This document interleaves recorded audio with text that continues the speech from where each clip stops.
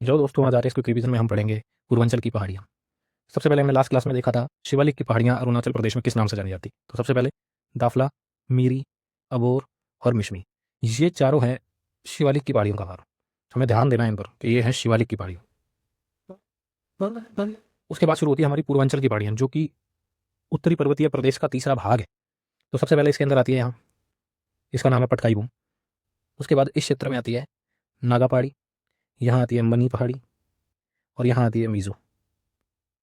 कुल मिला के उनके नाम पर यही है, ये नागा पहाड़ी, मणिपुर की पहाड़ियाँ और मिजोरम की,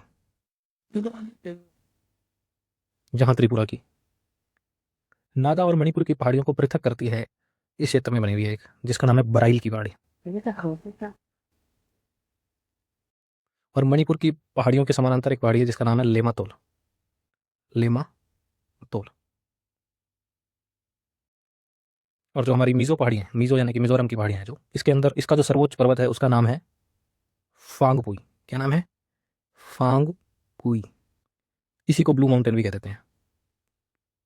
और ये पूरे पूर्वांचल की पहाड़ियों की सर्वोच्च चोटी है। उसके बाद कुछ एक्स्ट्रा बातें। सबसे पहली बात तो यहाँ पड़ता है हमारे इस क्षेत्र में पड़ता है छोटा नागपुर का पठार। उसी का आगे विस्तृत भाग है मेघालय का पठार, जहाँ 3 पहाड़ियाँ पड़ती है, गारो, खासी, जैंतिया। इसी का आगे विस्तृत भाग है यहाँ पर, मतलब विस्तृत तो क्या बोलेंगे, मतलब विखंडित भाग कह लो उसको। यहाँ पर पड़ती है मिकिर और रिंगमा। इन सब में हमें डिफरेंस करना है, एक बार और रिपीट करेंगे। शिवालिक की पहाड़ियों में तो आती है दाफला, मीरी, अबोर, मिशमी।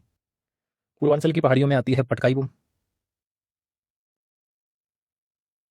नागा पहाड़ी, मणिपुर की पहाड़ियाँ, मिजोरम की पहाड़ियाँ, ये हो गई त्रिपुरा की पहाड़ी।